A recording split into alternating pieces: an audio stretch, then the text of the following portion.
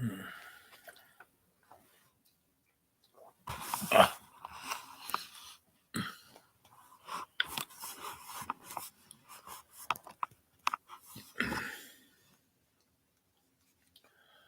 morning. How you doing? And I am your griot, Sensei Bob. This channel is just for good times.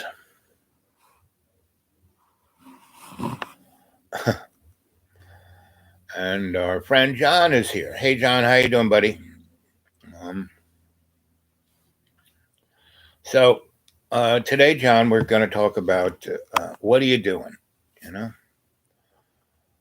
Why don't you wake up, gang? See what's going on around us. I was just watching a TV show. My friend, who I'm taking care of, their place, they have pretty good internet, so they have, Hulu and all those platforms. And I was watching this program called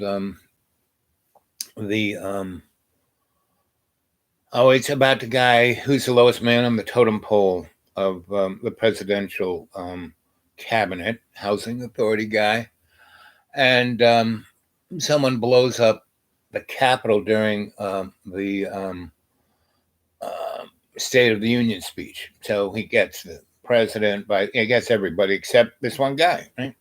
And this other person who was a congressperson who they had stuck someplace else to give a response to, right?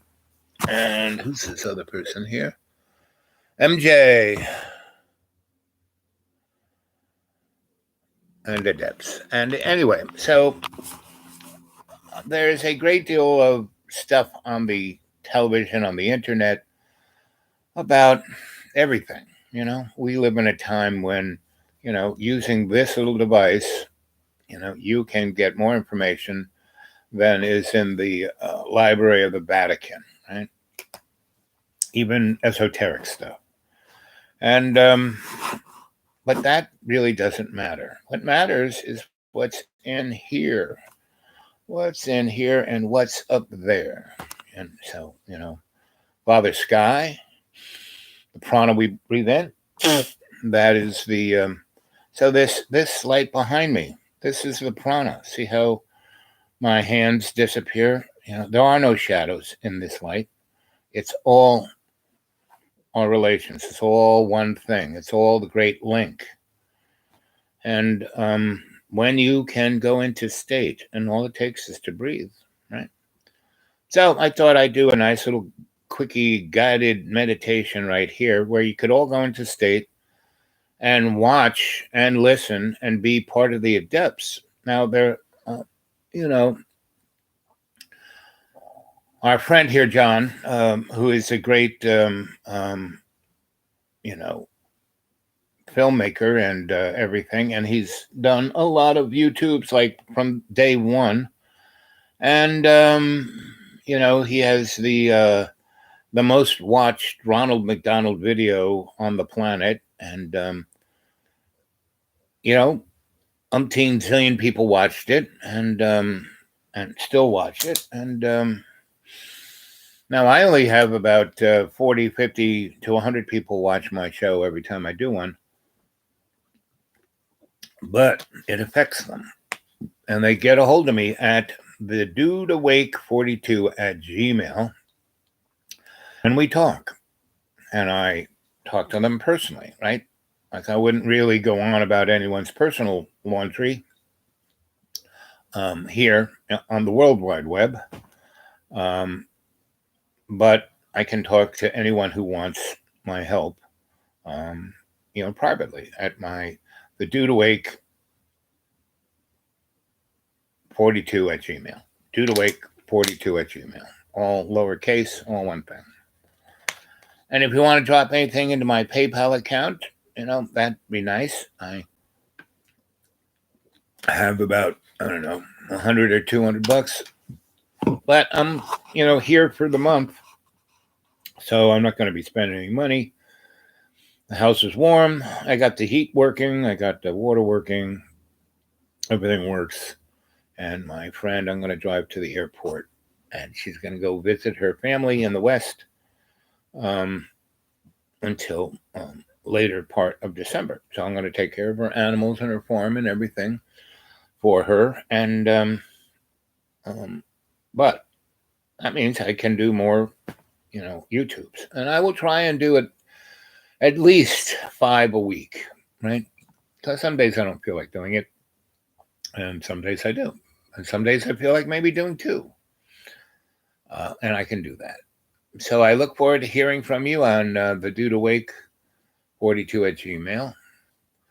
And we're going to do a nice little guided meditation right here, right now. And this will be a good lesson for you. Being your sensei, I'm your teacher. And, the teacher waits for the students to arrive. And in my mind, I don't need to go viral. I don't need to have a zillion people. What I do enjoy are committed, earnest folk, quality over quantity. And there are about 150 in the cadre. That's 150 people who I talk to at least once a month, and we have a nice, earnest conversation, and I learn a great deal, and that's what the teacher does. The teacher learns from the student, and the student is guided, not, pushed or made, but guided through the teacher's example. And that's what I do. All I try to do is lead a good example. Now, 40% of the day, I am a moron. What can I say? But the other 60%, I am in prayer, and I am seeking, conscious intent I am. Conscious intent I am. Conscious intent I am.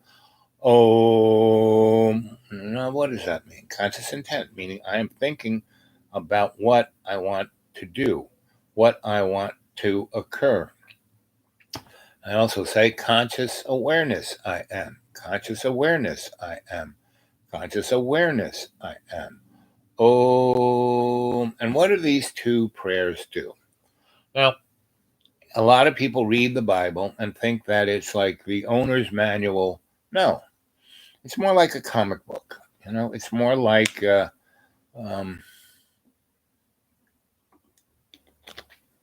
what do they call those novels that are kind of like noir films? But basically, the Bible is to give us a picture, and it's totally prejudiced. It's Christian, At least the Quran is, taken from the Bible, and the Old Testament, or the Jewish Talmud, is, given to us through the experience of all of those people before the New Testament, before Jesus Christ. And so you have to realize that all holy books are just an expression of a cultural dynamic of wanting to be in co-creation with love, right? And it's an expression through different cultures, Eastern, African, European, and really skin color has nothing to do with it. Skin color is just a matter of melanin in your blood, right? I'm a African American that's melanin challenged,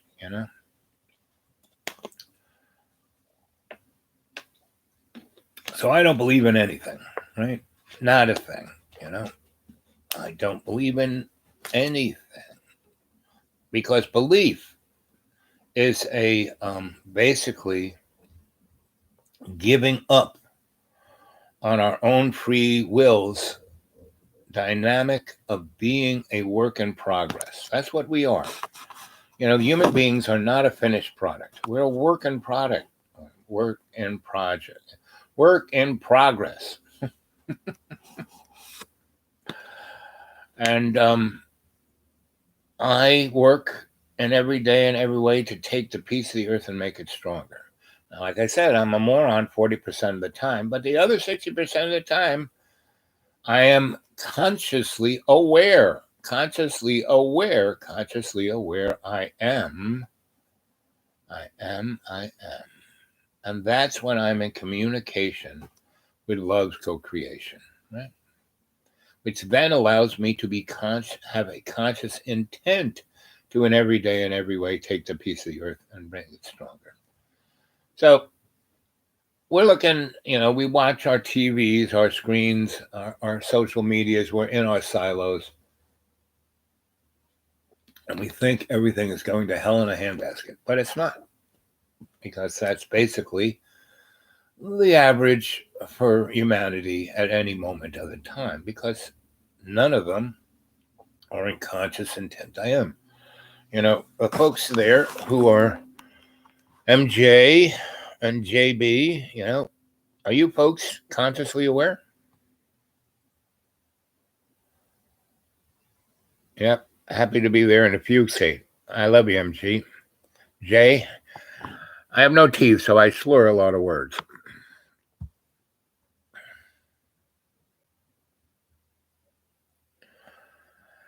Well, BJ, the Old Testament had a mean feel. Well, that's because the people who wrote it were mean, not God. First of all, we have no idea who and what God is. God is not a guy. God's not even a human being. God's not some, old dude sitting on a toilet of gold shitting on the human race. No, that's, whatever shit comes upon the human race comes from the human race, not from outside, right? We are kind of, if you haven't noticed it, we're kind of in a minimum security prison here, right? And the dynamic of that prison is really totally up to us. And when it was first, given to us or rented to us, or we were placed in the sandbox, this was the Garden of Eden. And it pretty much was the Garden of Eden until about 1492, And once people started going places where they didn't come from and started, being, as JB said, mean, biblically mean, that's what the Spanish were, biblically mean. I mean, they came in there dressed as priests and oppressed, killed 600 million indigenous people over a 200-year period. And then the white Anglos came in and, industrialized it. Is that really what we're here to do? Kill our brothers and sisters?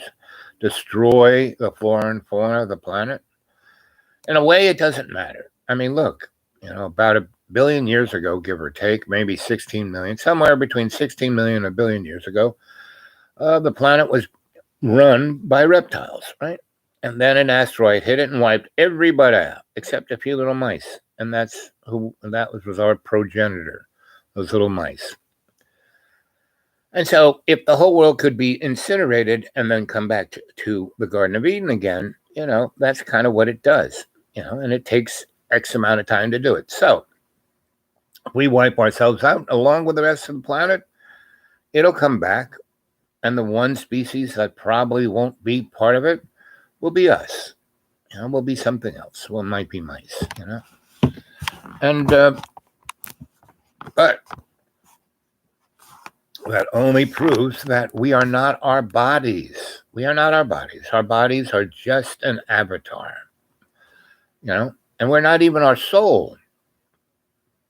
Because you read the New Testament, which JB likes a lot, and Jesus never used the word soul. He always talked about spirit, and that's what we are, because we are a part of love's co-creation, and love is the only thing that exists. Within the dynamic of the universal creator, nothing can be created without love. So all this crap that we have is irrelevant crap because it really doesn't exist because we're all here in an illusion. And all those who are suffering in this illusion, you're suffering at your own hands, right? I've been through a lot in my life, I'm in my 70s, and I've had more than one life. I've died 6 times, and I've had more than 6 lives. Because very young I learned how to master things. I mastered first being an electrician, then I kind of mastered being a photographer, and then I mastered being an artist, and then I mastered being what would you call it? I hate the term social activist. A good human being, and then I, became a scholar, and then I became a writer, and then I became a lot of other things. So in all those lives, I mastered those skills, and I became more than proficient at it. Right? And there were a lot of other skills I fiddled with, but I never mastered because they didn't interest me enough. And that's one of my either my blessings or my foibles, is that when I get interested in something, I master it. If I'm not interested in it, I don't really master it. So that's how it rolls. And so what are we doing with our lives? We should be mastering skill sets that we enjoy to do. I mean, basically, I went to work as an electrician at least for 40 years. And every morning I woke up, I never said, oh, I don't want to go to work today. Because you know what? I never just worked 5 days a week. I worked all the time.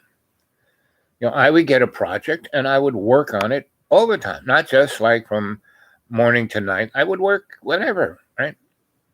Because even if I was a contract boy for somebody else, I still had the control of the environment that I was working in. So if I wanted to work on, like I lit Trump Tower's lobby the first time out. I don't know what it looks like now, but back in the day, I had a girlfriend who was an architect, and we had met at Cooper Union. And she was working for a large firm that was the architectural firm for Trump Tower. And we were living together, boyfriend, girlfriend.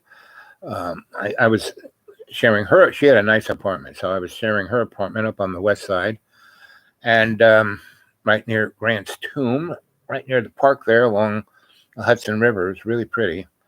And she would, and so she was working as an architect on the team that was doing the lobby. She wasn't doing the structural engineering. She wasn't doing the air conditioning. She wasn't doing the elevator, the lobby, which is kind of, the most important thing. And she was really probably the best person on that team. Even her boss kind of let her do it, right? And he was old and he was looking for retirement. And then he had a heart attack. And so she was, second in command. And so she got it. And so, they were kind of behind because they wanted it to be sparkly and gold everywhere, right? And it was going over budget because they were gold leafing everything and gold was going up in price. But that's what Donnie wanted. So she said, and I had my own studio. I had my own loft in Soho that I made my own art in. And she would hang out down there because she liked, she liked me, but she liked the art world. We met at Cooper, and everybody was an artist at One-Torp. It was a great school. You went there for free. You had to be really smart. You had to be really special. And it was more concerned about having an amazing community of professors and teachers and technicians and students than anything else. They weren't looking for money because they were really well endowed. And so I went as an electrical engineer, but, I didn't last too long of that because I kind of knew better. And so I got put in this new department they had called Alternative Technologies, and she was an architect. So the beauty of Cooper is, so she was an architect school. She had to study art, and engineering, and I, as an engineer, because my alternative technology department was in the engineering course, had to study architecture and art. And the art they had there was visual art, sculpture, film. They had dance, and they had other things that what Cooper was really nice. We had relations with other schools, like with the New School, with NYU, with Columbia, and with Juilliard. And so when I was at Cooper, I kind of visited all those other places. So later on in my scholastic world, I went to school in all those, and that's how I kind of learned how to navigate being able to go to whatever school I wanted to go to. So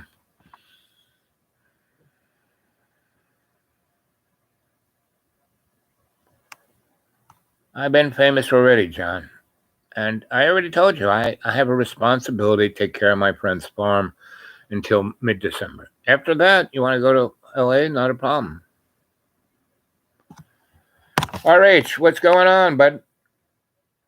We're talking about what are you doing today? What are you doing with your life? What are how are, I was saying that I'm going to work with everyone on the chat today to go into meditative state so they can see their Akashic record and be here now, right? Not be famous, not be something in the future, but be here now. Today I'm going to play guitar and relax. See, now that's the way to go,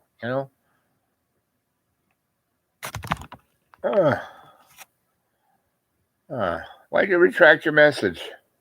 Anyway, but yes, I mean, if you play an instrument, oh, you made it bigger. Thank you, RH.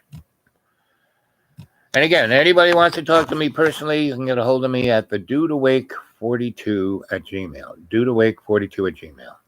And I'm now at a place, at least for the next, at least maybe month, a place that's warm and safe and out in the country. And I'm taking care of really nice animals that love me because I've known them for years. And it's interesting about cows and horses. I mean, they're just like people. They got personalities, and they get to know you, and I know exactly what they all like. I know like where they like to be scratched. I know the horse likes apples more than sugar cubes. The cow likes the cow actually likes anything as long as I make it at a certain size. Ugh. But it likes grains. It definitely likes grains. And the dog, I buy these really super cheap hot dogs and cut them up and have little bits of hot dogs in my pocket. And I just, man, those dogs do anything I say. I buy these 50 hot dogs in a kind of roll that cost about $5. Really the cheapest hot dogs you can ever get. And you can eat them without cooking. They're already pre-cooked, right? So I just take a few, slice them up in little bits, put them in my pocket, and the dogs, they are all 6 of them. They're like 3 on either side, and we kind of roll like we're Moby in a gang,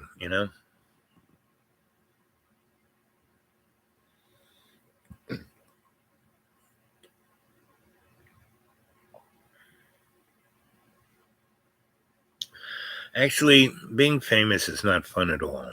It's really a pain in the ass. And because people are always wanting something from you, right? Now, I'm happy to give everything I have to people, but I hate it when it's like forced within the construct of fame. Not my biggest idea of fun. That's why I chose being infamous rather than famous, right? I was much happier being the dude than, being, famous, right? Because being the dude, I was allowed to have access to anything and everything. When you're famous, you don't have access to everything and anything, because you have to have your entourage. You have to have your security. You have to have blah, blah, blah, blah, blah. Being the dude, only the people who are important know who you are. right? Only the people in power know who you are, you know? Um, and that's much better.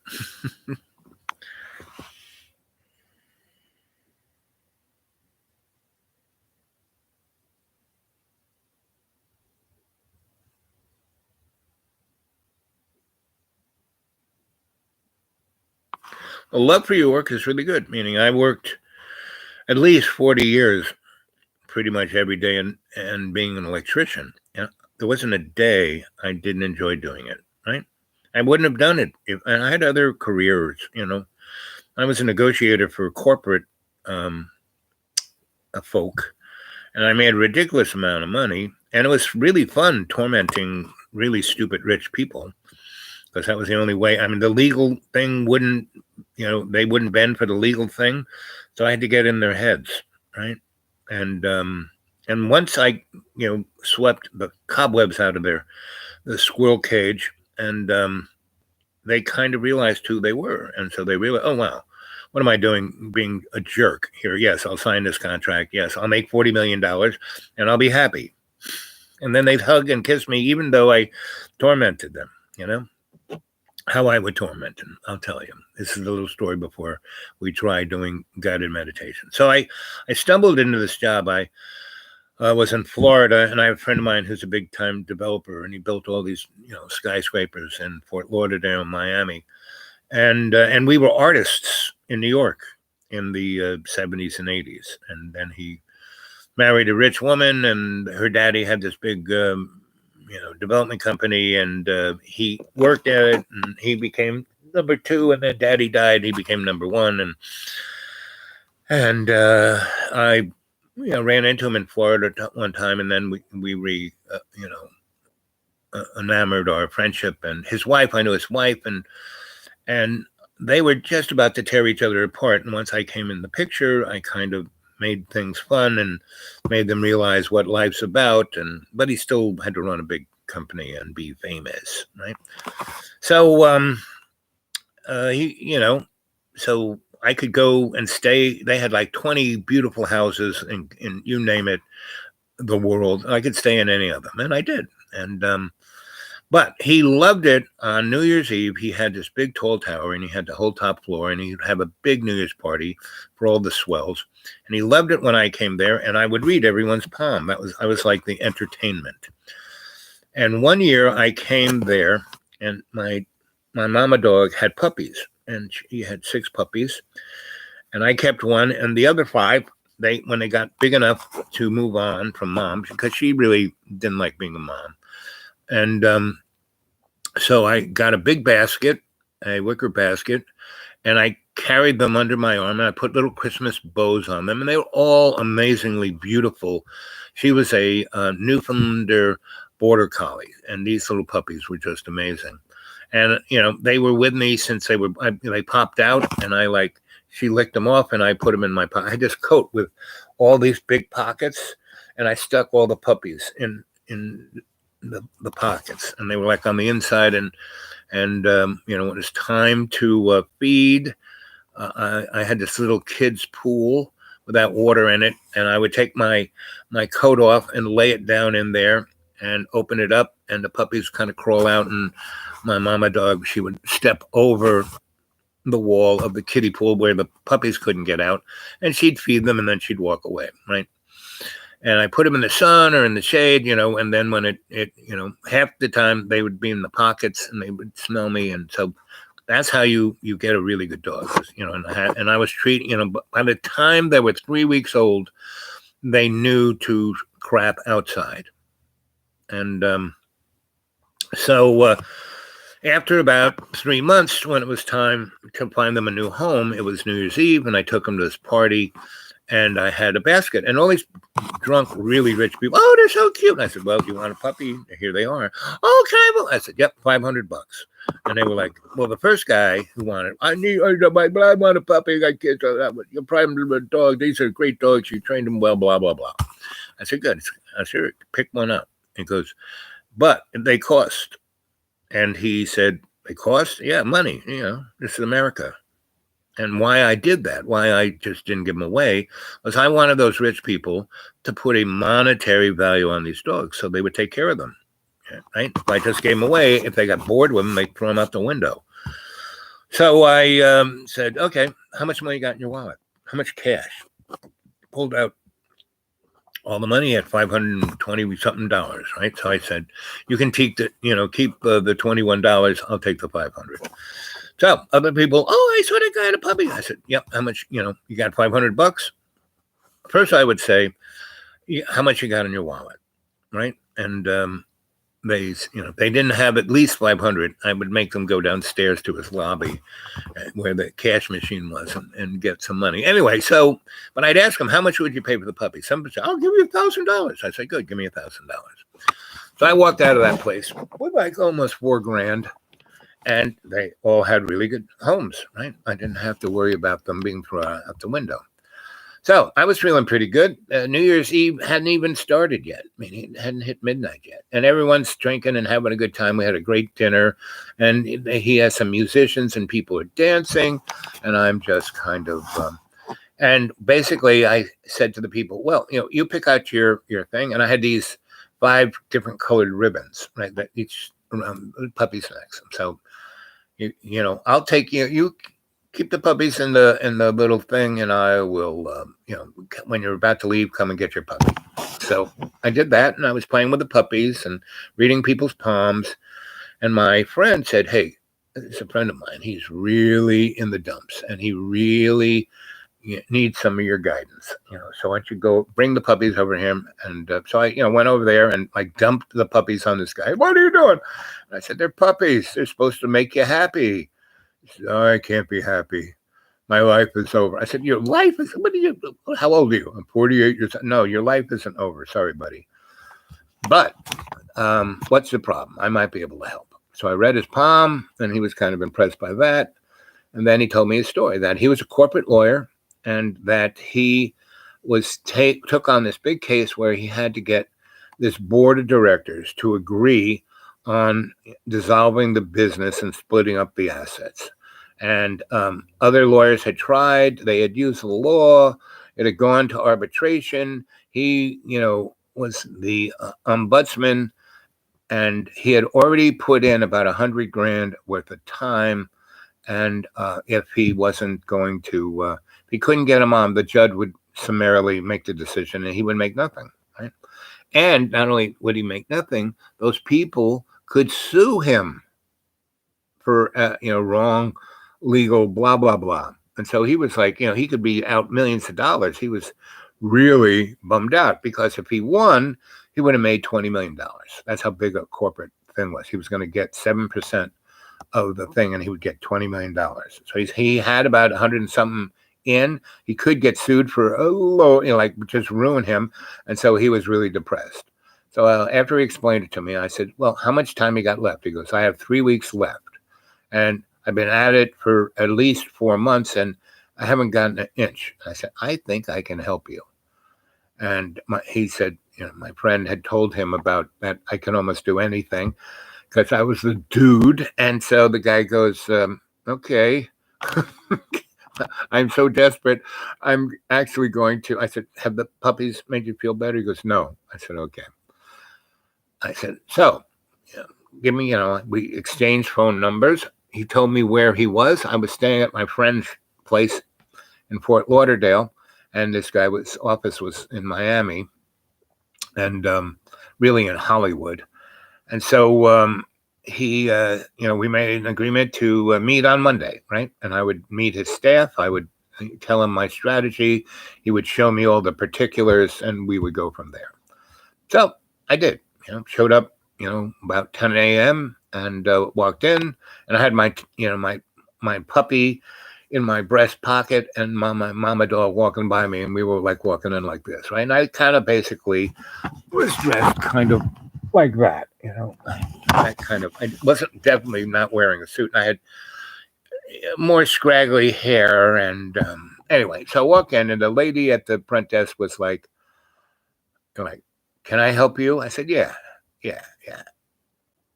and I just walked right by her because I could see the guy. He was at the end of the hall, big office, right on the corner. The whole backside of the building was the windows all in his office, and the wall was all glass, so he could watch his minion doing stuff. And I didn't. I said, "Yeah," and I just walked on by, and it said, "Sir, you can't go in there." And my mama dog looked at her and. Right, so we just kept walking.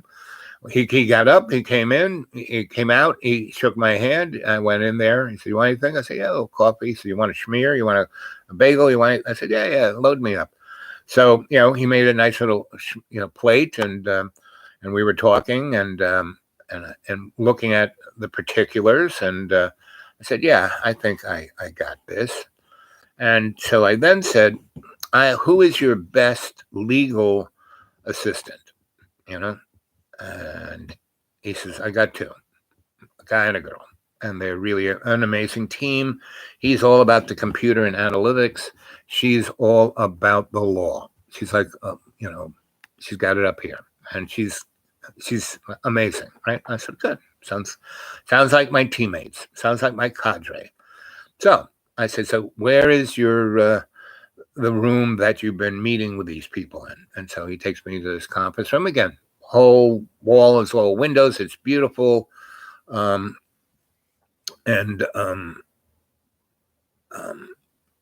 I go in there, and the boss is there.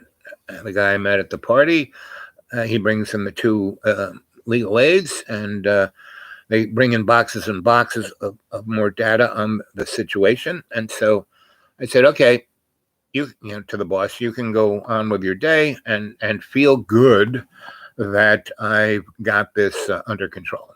And he goes, "Okay." And I said, "Now these are your people, so they're going to report to you every day that we build a strategy and explain it to you. And if they're not comfortable because they know what you want, they represent you in this firm, not me, right?" And so he goes, "Okay." So we go then. We spend about 4 days, and we basically focus on there are 8 people and who have to agree to this contract. And I figured out all of their psychology, and they are all privileged. They're all 2 of them are billionaires. The rest are high millionaires. They all think they're God's gift to whatever. And so I said, "Okay, this is what we're going to do with this place.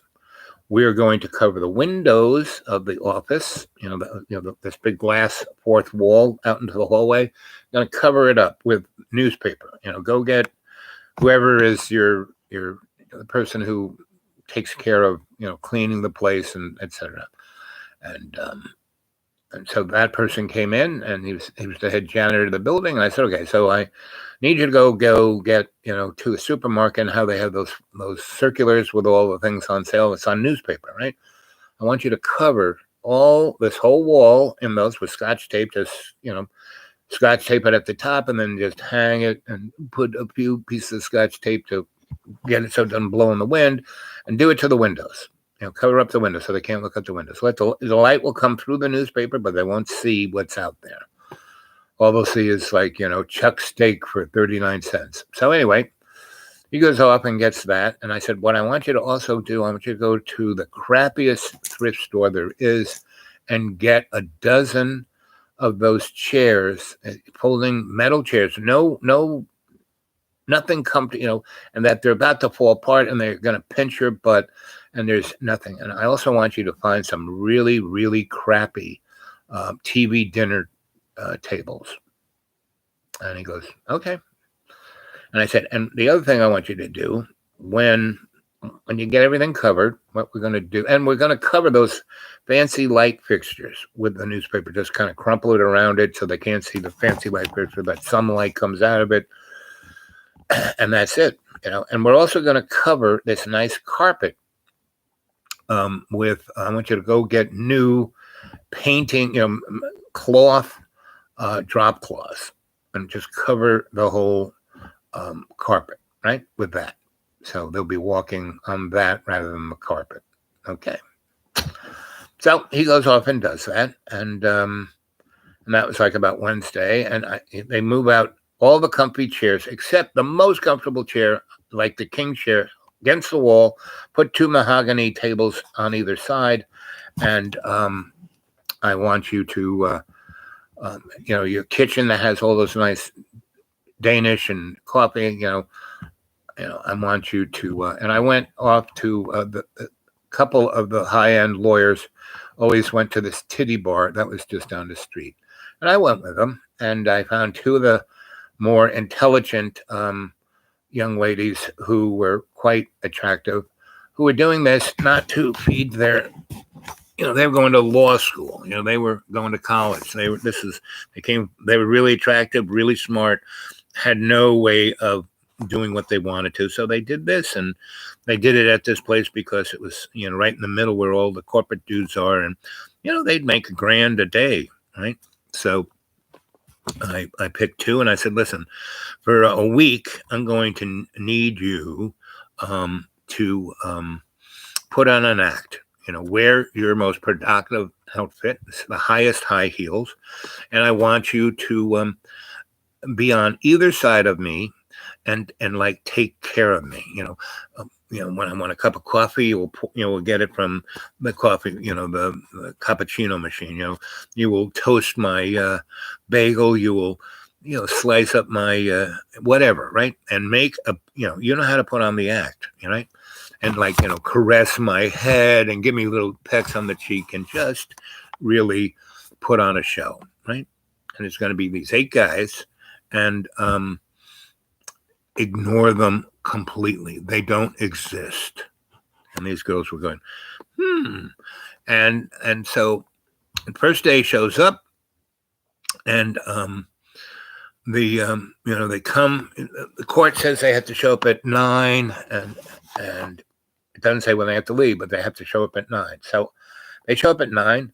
They're escorted into that conference room. No comfy chairs, no coffee, no bagel, no nothing, right? But all they can sit on are these crappy little wobbly metal folding chairs that will barely support them. And if they move a little bit, it's going to pinch their butt, right? So they're there, and they're going on and on and on, amongst themselves, screaming and yelling. And when I show up, they can't see me, but I can hear them screaming at each other, right? And there is the one guy who they have a security person in that office. So the security guy is in the corner, standing there being a security guy. So no one really gets carried away. And the guy who's Mr. Analytic and the girl who is Miss Law, they're also there too. And they are basically, they were the ones who escorted them in and put them there. And they were there for a little while, and they left. And the guy said, well, I'm not waiting around. And those two really knowledgeable said, well, if you leave right now, you will lose all the money you have to gain. The court has, given you a legal, not summons, but dictator, however you put it, to be part of this negotiation. If you walk out of here, you lose everything, period. That's it. Summarily, you are not part of this negotiations, and you lose everything that is owed to you, which was at the very least $20 million. So that kind of kept them in the room. But the security guy kept locking the door. They couldn't even go to the bathroom, right? And because they were given a slip of paper, a fax stating this is what you get here by this time, blah, blah, blah, blah, blah. Better not eat anything, don't drink anything because you're not going to the bathroom, right? So it was all written in fine print, which obviously they're rich, they didn't read. And so they, at 11 o'clock, I showed up. They had been in there for 9 to 10, 10 to 11, 2 hours, haven't been able to go to the bathroom, haven't eaten anything, haven't drinking anything, and they're screaming at each other. And I walk in, and I look down at my dog and say, do it. And she just starts growling and barking louder than any junkyard dog you ever saw. And she looks like a little lion, a little bear. She looked like she'd rip your arm up, which she could do, Anyway, so they all right? And I said, sit down. I said, okay, we're going to negotiate. And my legal assistant, my female, she kind of, passed everything, the contract out. And she said, read it. Right. And so the guy is he has a nice desk and he's got a computer terminal and a bunch of screens. And we have one big, gigantic screen up on the wall. And we have, when you go into 7-Eleven, they have those little plastic ball cameras to videotape you stealing things. Well, we had 8 of those, a few more, but one for each person. And basically, I had this big king chair and I had this table, and these girls roll in these 2 beautiful carts, one with a cappuccino machine and all kinds of stuff and pastries and little sandwiches, and the other one had a big oven and had the bagels and other things that you could heat up, right? And so, and they had bowls of fruit, and they would like peel it with their teeth and pop the peeled grape in my mouth. And so, and they were like rubbing me all the time, and here these 8 guys and the 2 legal people are doing, they're not lawyers, they're really brilliant and know the law like better than any lawyers there, but they're not wearing a $1,000 suit, right? And they're running the show. And I'm just sitting there in the king thing, right? And the girl is the one who's really walking around and ordering them. And she was in her element. She had been pushed around by men like this for the last 5 years. And she was like she was she was beyond me too, right? And so, and we were videotaping everything. And I was looking, I had this, screen that was cut up in 8 pieces, and another screen of the big picture, the close-up picture. And I could zoom, I had a little controlling gizmo to control the cameras. And whenever I saw something, I would hit the screen and would videotape it, right? Or, put it on a hard drive, do whatever it was doing, but document it, right? Well, everything was going down deep, but I was like marking it so I could get it quickly. So as the days went by, I would get more involved, but I was talking about who and what they were, what do you want? What are you doing with your life? Just like this conversation right here. And after about the 4th day, it got to such a fever pitch that these people were about to kill each other, right? And they might have, if the security guy wasn't there. And my dog, every time someone did something provocative, she would just walk between people and go, argh.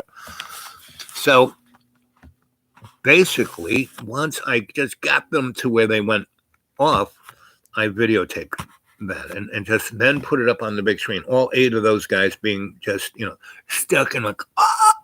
And then I would push the button and would play it, right? And I would just keep talking. And the volume, there would be no volume. It would just show them, and I would talk like I talk all the time. I was telling them stories and saying, listen, you should be retired. You should be happy with the end part of your life, not miserable. You're each looking at making at somewhere between $20 and $40 million. All you have to do is sign a piece of paper. That's it. That's all you got to do. And then, that was the first time. And I just kept showing them the worst sides of themselves. And I said, do you want to be like that for the rest of your life?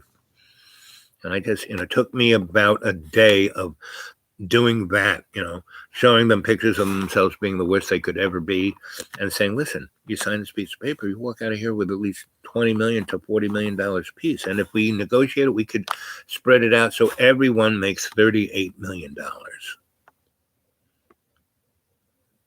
And then you could all be friends. You've been with each other for 20 years. You started out as friends. You can end up as friends. So I just kept at it until the guy who was the most, what I call Stalinist obstructionist, broke down and started to cry, right? And I went over there, and I had the girls go over there and rub him down, and anyway, so he was the last to sign. He signed. They all had to sign. Like one couldn't hold out and be set aside. So anyway, that's what happened. And so everybody was happy. And we went to the titty bar and we had it all set up to have a gigantic celebration, which we did. So that is how I got to be a corporate negotiator. That was my strategy, pretty much for 14 years. That's kind of what I mean, I did other things than that. I mean, and not everyone was that, but that was the first one, and pretty much that was the model. And boy, was I ever the dude to, people, legal guys only got a hold of me. Corporate guys only got a hold of me when they were desperate, when nothing else worked. They'd call me, you know. So those two who helped me and the two girls who were from the titty bar and the security guy, my third employer, who again, the third time I did this was again that guy. And I said, okay, this is how I want, so this was the second, I did somebody else. And then I again did one for him. I said, so this is how it works. I want to set up an LLC, right? And I want these 5 people to be my partners, and we will be the contract folk that will do it. And these guys will be totally professional. I will be me, but they will. That way, all the other customers will be comfortable. We'll have a nice, and we're gonna take. You own this whole floor. We're gonna take a little corner chunk because obviously you're gonna want us to do this more often. So we'll be close by. And you will be our agent. You know all these other corporate bigwigs, and you'll get a taste of that. You want to have any responsibility, you won't have to be involved, but you get a taste of it. You go get the jobs. We'll do the business. And I did that for 14 years, and that's how I gained 200 pounds. Right? And I don't, and I was not the A-lister. I did not go to the big parties. I didn't. The only big party I ever went to was my friend, the developer's big party, because he was my friend and he wanted me to read palms. But otherwise, no, I did not take part of the big wig, rich people, Palm Springs, Beverly Hills, Miami Beach motif. No, I was, I always looked like a homeless guy, and I had my house down in the Keys. I had my house in Stewart. I had the school, I had the deep green, I had about 10 other pieces of property because that made the most sense. I bought low and sold high. And so that is what I did with my life. And I don't regret any of it, right? I was really pleased and had a great time and, did a lot of good things for other people. But I had the most narcissistic, materialistic, hedonistic, any istic you could think of. I was doing it 24/7, overdrive. Didn't do drugs, didn't do alcohol. I mean, I drank a nice glass of wine, a nice glass of port, a nice glass of whiskey, but I never, half the lawyer guys had a buzz on all the freaking time. How could they do their job? I mean, and they're at the high level of this scene, and they were all self-medicating. Me, not so much. Now, I was overeating, and I was overindulging in everything else. And, but I don't regret it. It wasn't a sin, I was reflecting certain elements of the work in progress, right? And yes, I did die from it. But when I was having my life review, it was there were balloons and party hats and people were throwing streamers. It wasn't like going to hell, But 2 of my masters basically said, well, that was good, but you're not done yet. I said, oh, I'm tired, come on. And they said, well, you can come home and that's fine, but you're going to go into the wearing blender of karma and God knows where you'll pop out, And you want that, or do you want to go back and stick to it and finish up? Pull all those strings, make a nice tapestry, then you can move forward. And I said, okay, I'll do it. So I came back, and that's when I came awake on a gurney being rolled into having my, bypass, quadruple bypass and having them cut my legs off. And I said, no way, Jose, roll me back. I didn't sign no piece of paper. If you touch me with a blade, I'm going to own you, because I had the best lawyers on the planet at that time, owing me favors.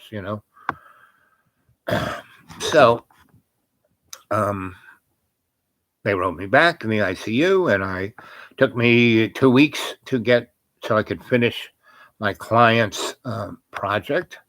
And then he was very nice to let me continually stay in his amazing house in the Keys. And he had his own little peninsula off of Marathon. And he had a massage, colonic, nutritionist, acupuncturist, Chinese herbalist. They were there for a month and a half, putting me back together. I was like, Humpty Dumpty. But they did get me back together. But I was still super overweight. And I, couldn't walk barely. And, I was, out of the woods, but I was still really screwed up. Really. So it took me 6 years to get into this shape. And 2 of the years I spent with John.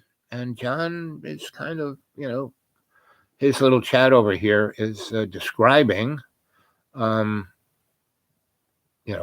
we went through, Pretty much what he's saying here is what he said every day for the 2 years I was there. And then for the next 3 years when I wasn't there. But, I've been John's friend because he is my friend, and I don't give up on my friends.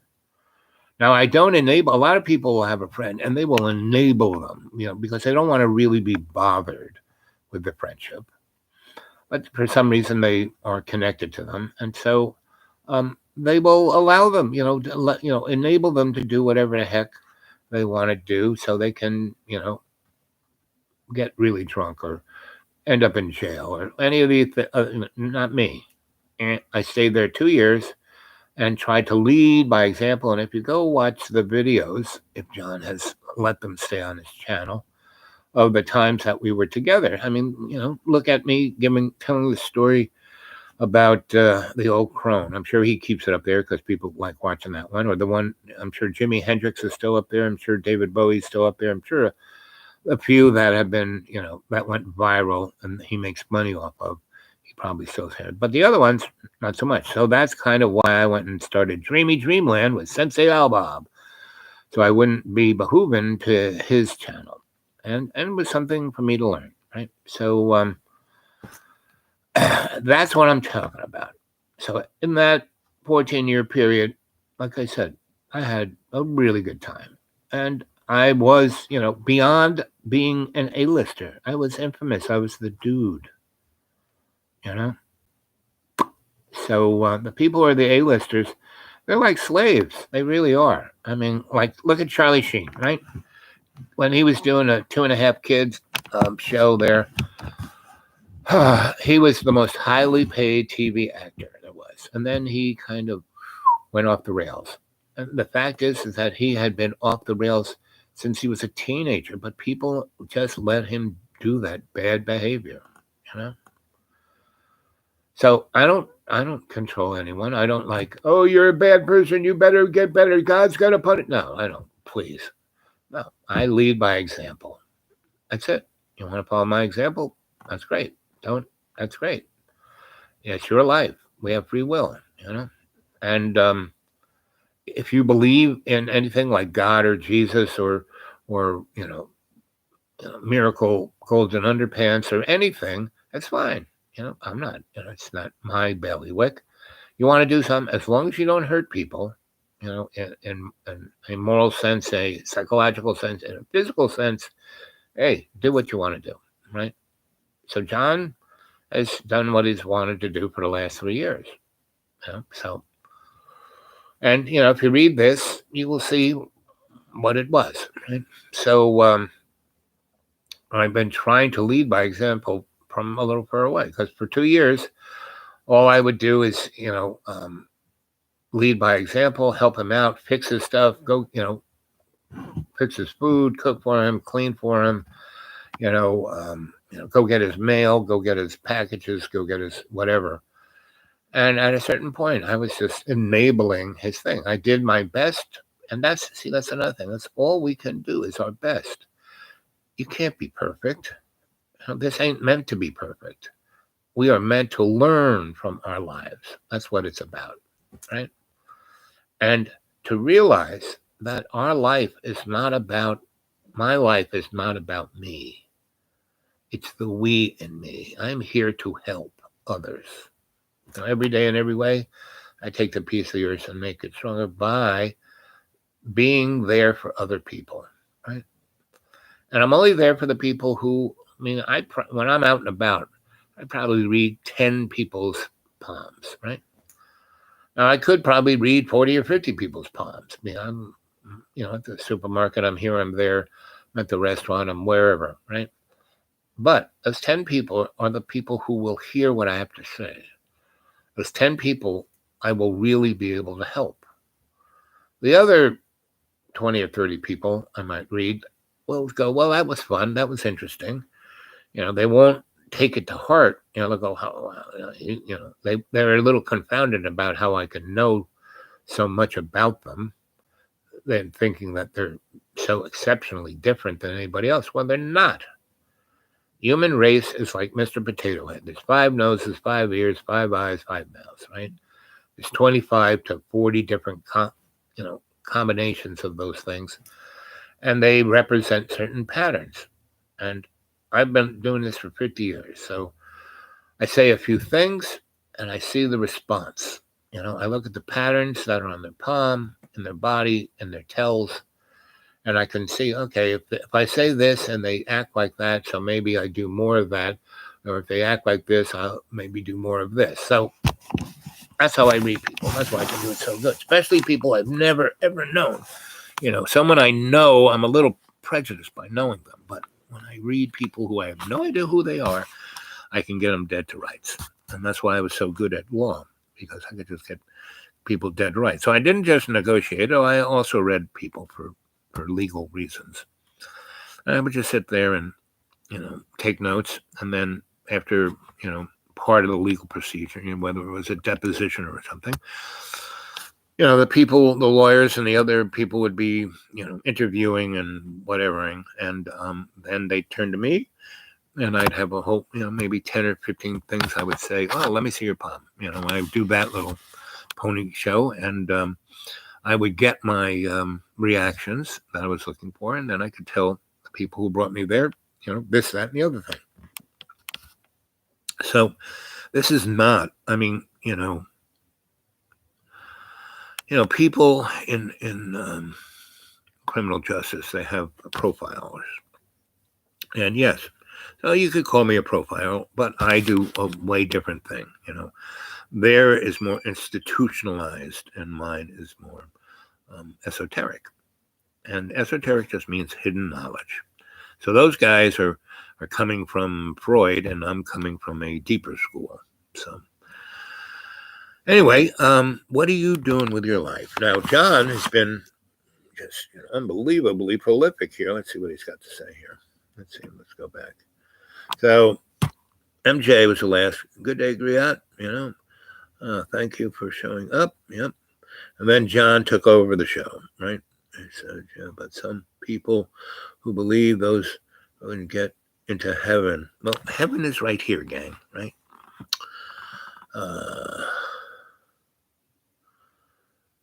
Why not go to LA with you? Well, I'm not saying I'm not going, but right now I have a responsibility to my friend, right? She lost her husband. She needs to be with her family. She can't do that because they're not here. They're in the West. And, so I'm going to take care of her farm while she's going away and be with the family. And that'll be really good for her. So that's why I can't go with you right now, John. And I kind of told you this a month ago. And every time I've talked to you, I've told you about this. And you constantly think that if you just keep saying, let's go to LA, I'll go to LA with you. Like after she comes back, maybe before or after Christmas. But you should if you want to go to LA, you should go to LA, right? Go check it out. And if you really, you go there, you see some things, you make some connections, get some work, can say then, okay, I'll be back, but I'm going to go be with my family for Christmas. And then you and I can drive across the country and make videos and do all kinds of fun things. But right now I have a responsibility. I'm here to serve my friends' well-being and not at the expense of you. But surely I'm not going to just go to LA and be an A-lister and have blah, blah, blah at the expense of my friend. So, let's see, what else did... there's Ryan. Hey, guys. Hey, Ryan. So Ryan's going to play his guitar because he's going to enjoy it. He's not going to do it because he's going to be an A-lister. He may even already be an A-lister, but he's going to do it because he's going to enjoy it. I'm kind of famous, but not an A-lister. This is John Birmingham. I'm kind of famous, but not an A-lister. I really want to make a living at my work. Well, you work, you look great on paper, John. And you've got you could teach filmmaking anywhere you want. You can make a nice living at that. And then by doing that, you can make some nice connections. And then by that, you can then, become an A-lister. It's all about the journey, not about the end, not the arrival. Let's see, what else does our friends say here? Let's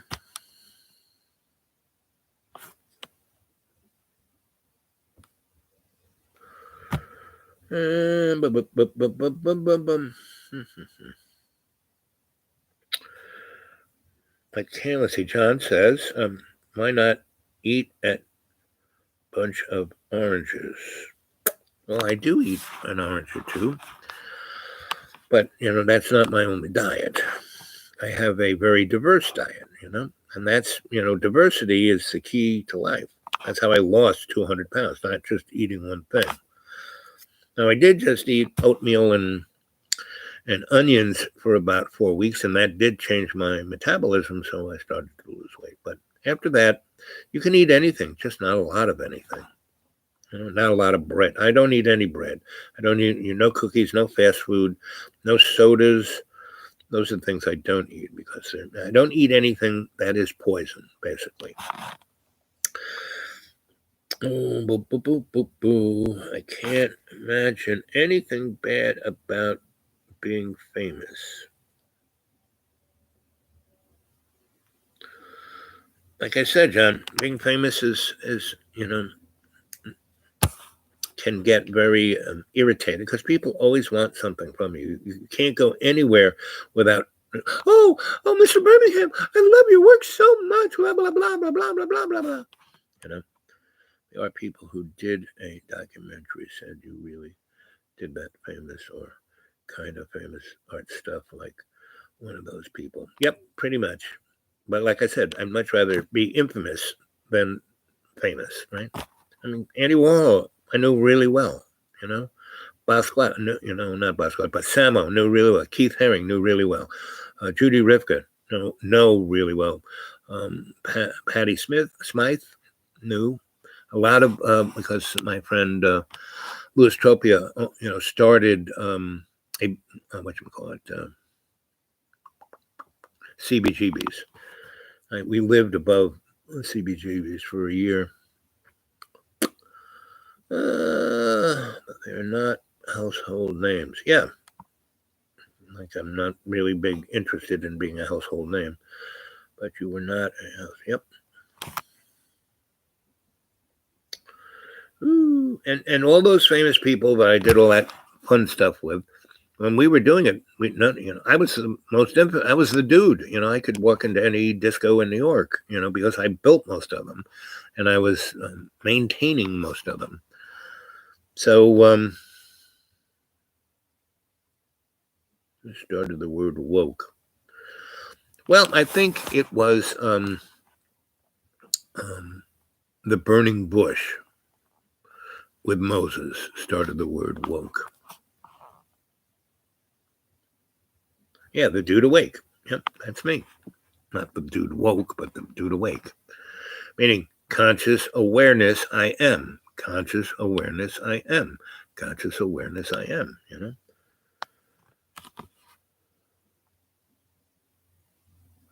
Like I said, woke came from the burning bush.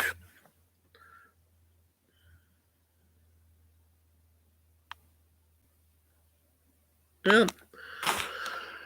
Oh, they already have made quite a few movies about me. Like the movie about Samo. The first scene is Robert. Who's the guy who played the Green Goblin? Who's the guy who played Jesus Christ? That guy was playing me in the opening scene of the movie about Samo, because Samo was a kid I found on the street who was turning tricks, and I had a big loft, so I took him home and made him my electric helper. I have 128 godchildren that I found that way. Some kid would be running across the street with a gun in his hand. Yeah, what are you doing with that? Well, Jimmy told me to bring it over to Bobby, and he gave me $10. I said, yeah, and a cop will stop you with that gun and find out that a crime was committed with it. Your fingerprints all over it. You're going to jail for 18 years. No. And I would take a piece of paper from the ground, take the gun from his hand, and throw it in the storm drain. Said, listen, I need a helper. I will pay you $10 an hour to be my helper. And if you like doing it this day, you can be my helper every day. And you'll make at least $80 a day. And I'll give you a place to stay, and I'll give you stuff to eat. How's that? And I'll teach you a trade that you can go make a living at. So I have 128 people that I did that to. A lot more, but they were my godchildren. I mean, it was committed to making sure these people didn't die, end up in jail, or not. I got them all into schools. I got them all to follow what they wanted to do. A number of them became really famous movie stars, right? So those people remember my name. And the other person I played me, I don't know if any of you ever saw the movie Brazil by Terry Gilliam. Well, when it came out in the late 70s, a friend of mine said, oh, Al, you got to go see this movie. Robert De Niro's playing you in the future. And it was, because back in the day, when I was living in Soho before anybody was, Soho was mostly wired with DC. And because it was the same DC that was running the subways, they didn't get rid of it. They just chopped it off. So in all these, not all, but a lot of these lots had these big cables coming up and, boxed off, tar put on so you couldn't touch the conductor. And I would make rectifiers and have these big spikes that I would nail in through the tar into the copper that had DC into it. And I would turn the DC into AC. And a lot why nobody used these lots is because there was no AC in them. So I was Robert De Niro. Or Robert De Niro was playing me in the future. One or the other. And that is what life's about. Having a life.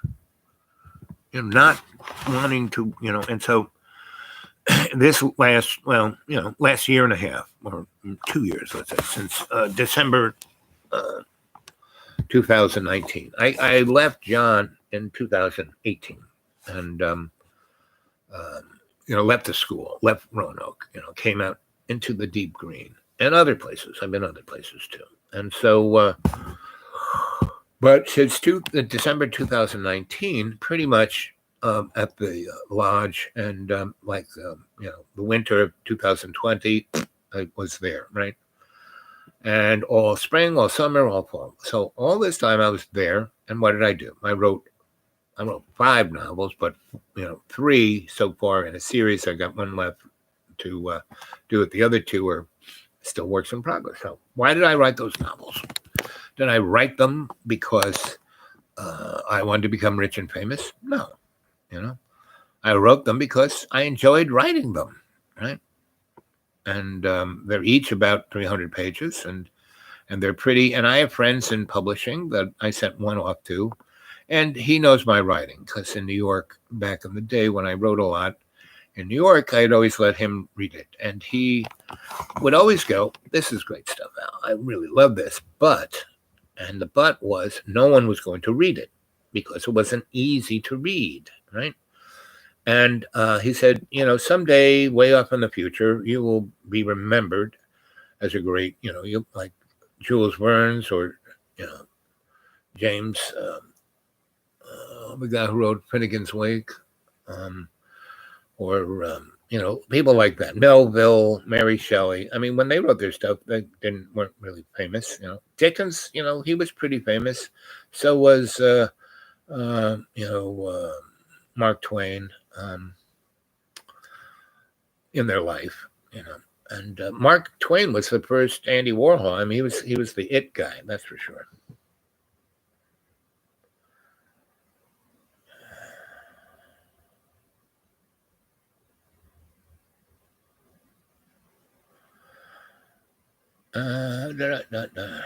Really good story. Anyway, so it's down to just John being on air. So here it is. Let's see what time it is. It's 2 o'clock. So tonight around 10 o'clock, I will do another live chat, and hopefully. Um,